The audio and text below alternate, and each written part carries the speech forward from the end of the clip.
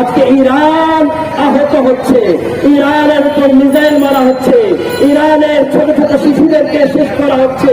একটি স্কুলে সেখানে মিসাইল মারা হয়েছে, সেখানে ছোট ছোট কন্যারা যারা কেবল বাসা থেকে বের হয়েছিল, যে স্কুলে যাবে, ক্লাস করবে, বাসায় ফিরবে, হাত মুখ ধুবে, পড়তে বসবে, ঘুমিয়ে যাবে, এবং তারা যখন স্কুলে গেল সেখানে একটি মিসাইল পড়লো, তারা 1 মিনিটের ভিতরে 180 উপরে ছোট ছোট কন্যারা তারা শহীদ হয়ে গেল। এই জোর কেন হচ্ছে? এই একটাই তো কারণ, কারণ আমরা মজলুমের পাশে আছে, ইরান মজলুমের পাশে দাঁড়িয়ে আছে, ইরান মজলুম ফিলিস্তিনিদের পাশে দাঁড়িয়ে আছে।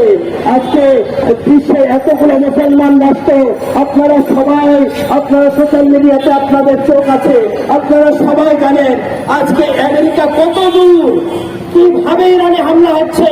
কারণ ইরানে হামলা হচ্ছে আমাদের মুসলমান দেশগুলো থেকে। মুসলমান দেশের ভিতরে আমেরিকার ঘাঁটি আছে। আমি মুসলমান দেশগুলো রাষ্ট্রপতিদেরকে বলবো, আপনারা কেন এই আমেরিকার ঘাঁটিকে রেখেছেন, যারা সেখান থেকে আমাদের মুসলমান রাষ্ট্রে হামলা করছে, ইরানে হামলা করছে, যারা মজলুমের পাশে দাঁড়িয়েছিল। কেন আমাদের উচিত ছিল যে আমাদের ঐক্যবদ্ধ হয়ে ফিলিস্তিনি মজলুমের পাশে দাঁড়ানো এবং ইসরায়েল আমেরিকার বিরুদ্ধে উঠে দাঁড়ানো। আজকে আমরা কেন সেখানে আমরা কানার মতো আছি? কেন আমরা সেটা কানার মতো আমরা শুনছি না? কেন আমরা পাশে দাঁড়াচ্ছি না? এই জন্য ঐক্যবদ্ধ হতে হবে। শিয়া সুন্নি ভেদাভেদকে ছেড়ে দিয়ে আমাদের এক পতাকার তলে আসতে হবে।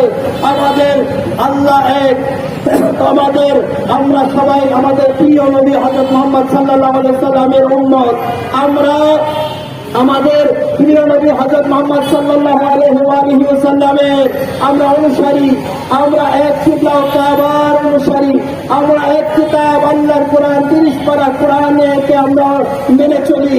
আমরা সবাই এক ওয়াহদাতের মানুষ, আমরা সবাই ঐক্যবদ্ধ হয়ে যদি আমরা ইরানের পাশে দাঁড়াই, ইরানের সহযোগিতা করি, তাহলে আমেরিকা ইসরায়েল কিছু করতে পারবে না।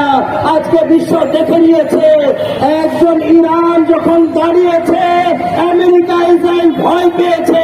যখন গোটা বিশ্বের মুসলমান এক হয়ে যাবে, তখন আর এরকম শত্রু আমাদের সামনে চোখ দেখাতে পারবে না।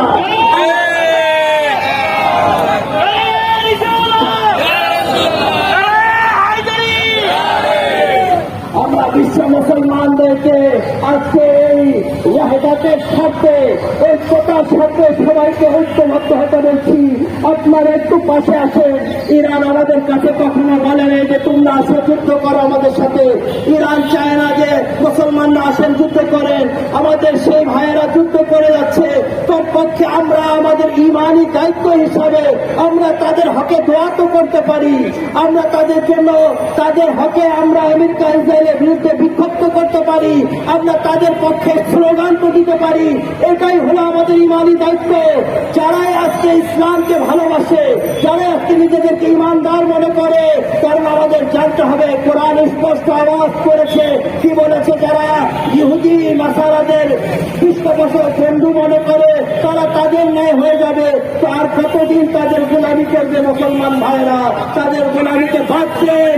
আসেন আমরা ঐক্যবদ্ধ হই, এবং আমরা যখন ঐক্যবদ্ধ হয়ে যাব, কোন আমাদের ইহুদি খ্রিস্টানের আমাদেরকে দমন করতে পারবে না। আমরা বরং এই পৃথিবীতে ন্যায় বিচার প্রতিষ্ঠিত করতে পারবো, এবং ইমাম মেহদী আলাইহিস সালাম আসবেন এবং তিনি ওনার রাস্তা খুলে যাবে। আর ওনার রাস্তা খোলার জন্য আমাদেরকে চেষ্টা করতে হবে, ইরানের পাশে দাঁড়াতে হবে। আজকে ইরানের সর্বোচ্চ নেতা সৈয়দ আলী খামেনাই তিনি শহীদ হয়ে গিয়েছেন। ওনার পর ওনার সুযোগ্য সন্তান এবং আমাদের নবনির্বাচিত রাহবার সৈয়দ মুজতবা খামেনাই তিনি এই ইসলামের পতাকার দায়িত্ব নিয়েছেন। আমরা আজকে এখানে এই জন্য এসেছি, আমরা সকল মুসলমান ভাই বোনের অঙ্গীকার করব যে আমরা হে মুজতবা খামেনাই, আমরা আপনার সাথে সমর্থন, আপনাকে সমর্থন করছি, আমরা আপনার পাশে আছি, আমরা আপনার ডাকে সাড়া দিব।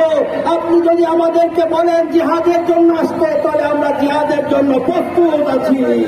আল্লাহু তাকবীর।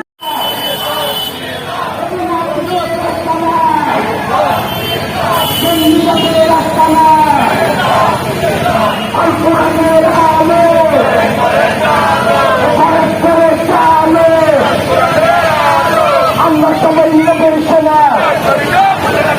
নারে তাকবীর নারে রিসালাত নারে তাকবীর নারে তাকবীর নারে রিসালাত আল কোরআনের আলো